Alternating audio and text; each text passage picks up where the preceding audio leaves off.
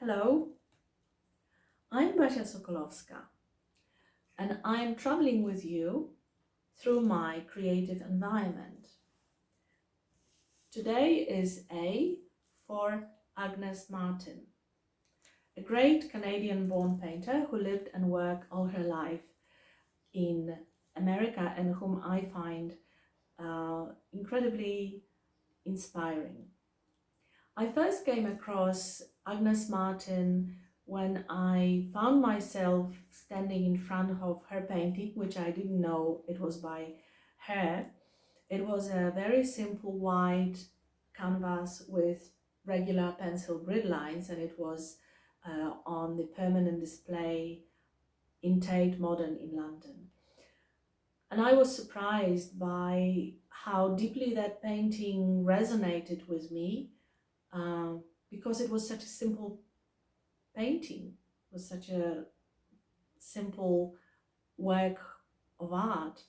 So I looked at the label and found out it was Agnes Martin. It was by Agnes Martin, and then I started to read about Agnes Martin, buy books on her art, read her writings because she wrote on art, watch interviews with her, which are a great source of knowledge on how she worked and her art making and her ideas about art, and see her artworks in galleries, and see her bigger retrospective in Tate Modern.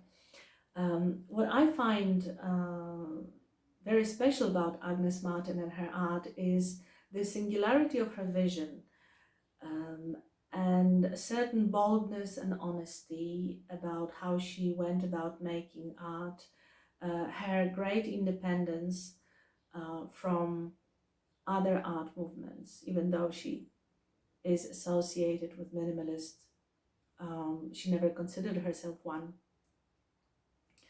Agnes Martin was not interested in art movements or political situation or social life or relationships in her art. Her art comes from a very, very simple source. When asked about where she gets ideas for her paintings, Agnes Martin said that she has no ideas. She just sits and waits for inspiration to come to her, and when it comes, she goes and paints. It's very simple, and yet her paintings communicate something very special and resonate with the audience in a very powerful way. There is this beautiful photograph, a portrait of Agnes Martin by Annie Leibovitz, which was taken at the end of Agnes Martin's life. We can see Agnes sitting on her bed in a very simple room. The only other thing except for the bed and Agnes Martin and the window behind her is a table with her paintbrushes. And Agnes sits motionlessly. The light is pouring into the room from behind, and we can see in this sort of moment or time of meditation or just waiting for inspiration.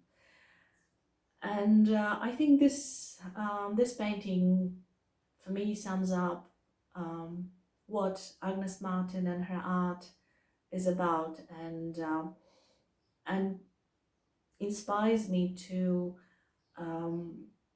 try to be very selective about what I really want to talk about in my art and what is important and what is not.